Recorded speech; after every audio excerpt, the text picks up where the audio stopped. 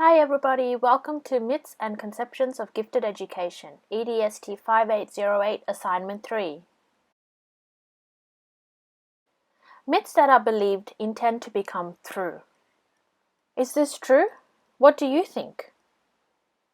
Eric Blair, who used the pen name George Orwell, was an English novelist, journalist, and critic in the early 1900s.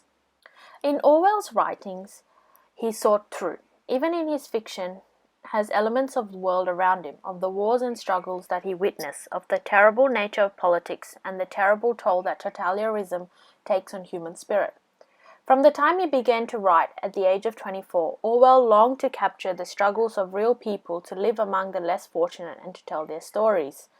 Of his own writing, Orwell has said that he writes because there is some kind of lie that he has to expose, some fact to which he wants to draw attention.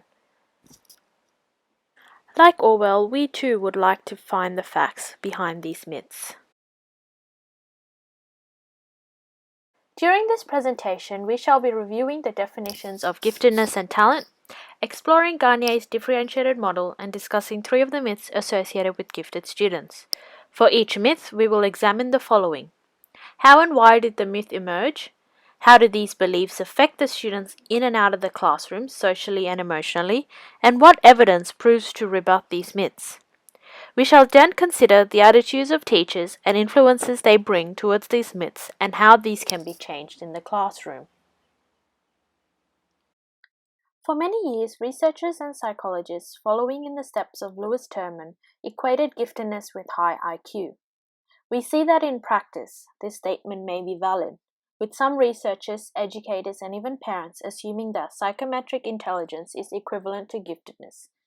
But since Terman's time, other researchers have argued that giftedness is a multidimensional construct that incorporates a variety of traits, skills, and abilities. The Department of Education and Training, Queensland, state that giftedness designates the possession and use of outstanding natural ability in at least one ability domain, to a degree that places an individual at least among the top 10% of their peers. They also state that talent designates the outstanding mastery of systematically developed abilities called competencies in at least one field of human activity, to a degree that places an individual in at least among the top 10% of age peers who are or have been active in that field. So what do you think? Does talent imply giftedness and giftedness imply talent? The differentiated model of giftedness and talent was first proposed by Garnier in 2000 and is now a widely adopted model in all classrooms.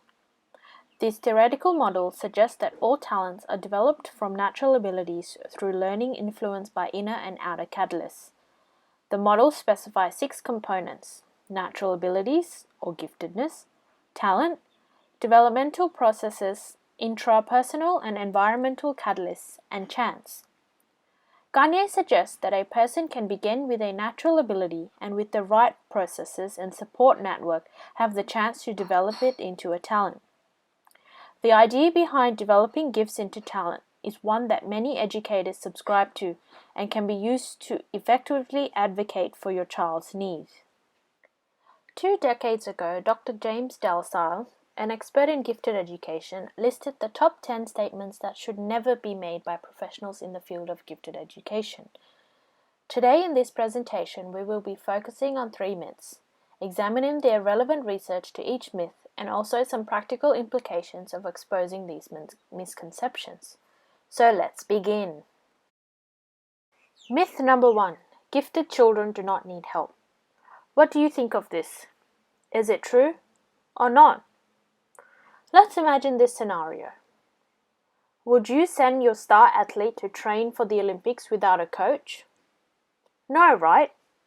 Well, the same should apply for gifted students, don't you think? Teachers assume that just because a child is gifted or academically stable, he or she is able to take control of their own learning. Actually, these students need more guidance from well-trained teachers who can challenge and support them in order to fully develop their abilities. Many gifted students are quite far ahead of their same age peers and know more than half of their grade level curriculum before the school year begins.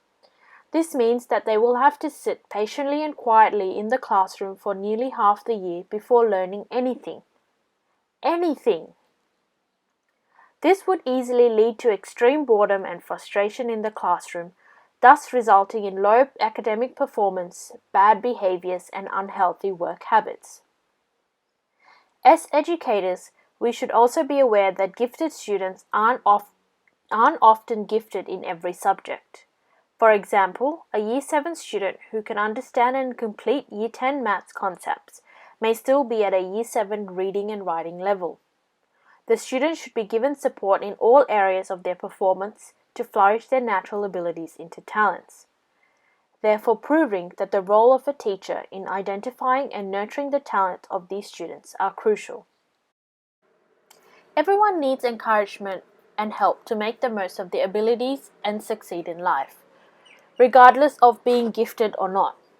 In fact, research shows that 25% of gifted people are underachievers and quit trying because nothing they do leads to any measurable success or satisfaction. Gifted kids are highly sensitive who needs lots of support from both their family and teachers. Wickersham also states that to not offer guidance for even the most brilliant students is a great disservice. Myth number 2. All students are gifted. All children have strengths and positive attributes, but not all children are gifted in the educational sense of the word. The label gifted in a school setting means that when compared to other his or her age or grade, a child has an advanced capacity to learn and apply what is learned in more than one subject area, or in the performing and fine arts. This advanced capacity requires modification to the regular curriculum to ensure these children are challenged and learn new material. Giftedness does not connote good or better. It is just a term that allows students to be identified for services that meet their unique learning needs.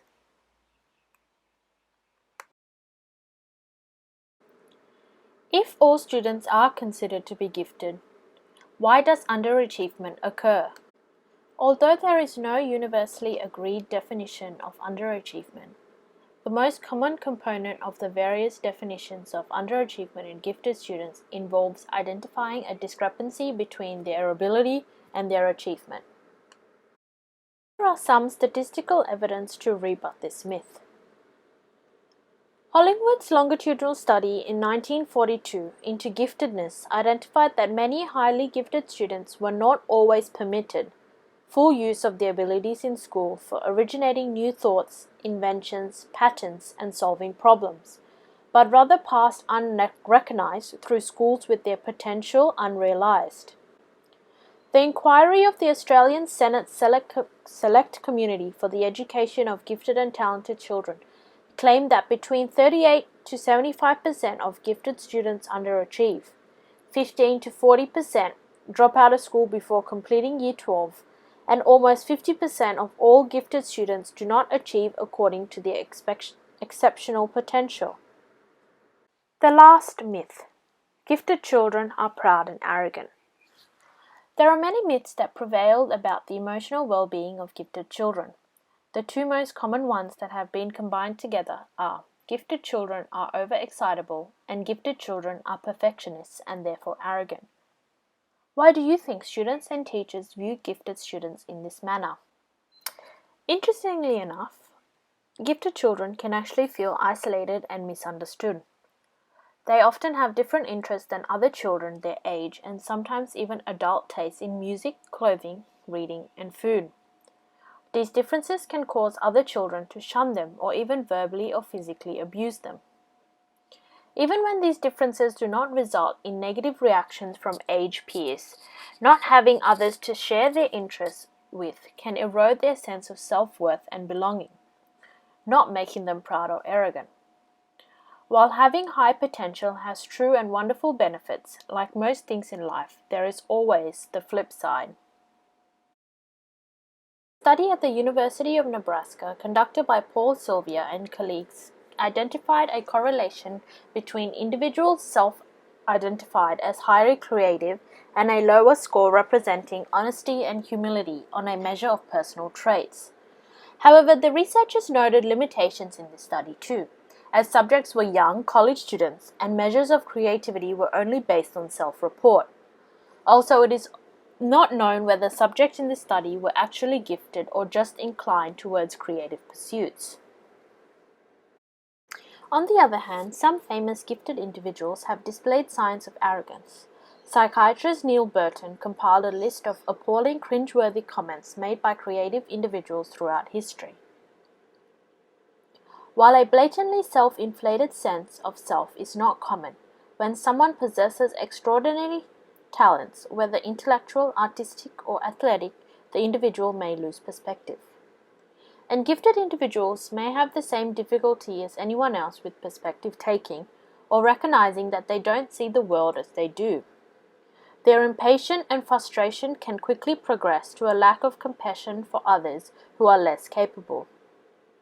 While young children may vocalize their irritation, adults may be more circumspect, yet still convey disapproval or boredom through nonverbal communication in the classroom.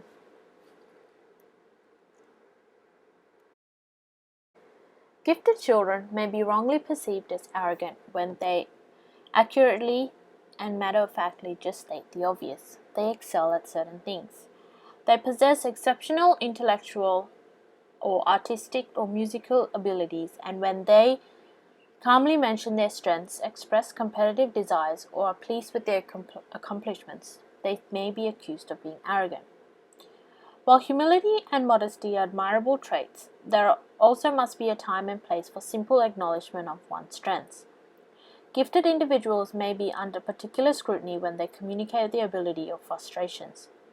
Others may become angry or intimidated when a gifted child questions her teacher's accuracy, or when a teen makes no attempt to hide their boredom in their class, or when a gifted adult acknowledges success. Gifted children benefit from the same parental and social support as other children with respect to perspective taking, empathy, and values. They can learn how to express their initiative, passion, impatience, frustration, and excitement over achievements using kindness and tact. Let us now look at the teacher attitudes and influences of gifted education. What is the importance and how these can be changed through knowledge and training? Stated by Davis and Rim 2004, knowledge of attitudes is important for a successful program. In particular, schools should be explicit about whether their teachers are interested in and supportive of gifted education. It is useful for schools to know why they are providing a particular program, what they are aiming to accomplish, and whether they will be willing to be responsible and accountable for the plan of action.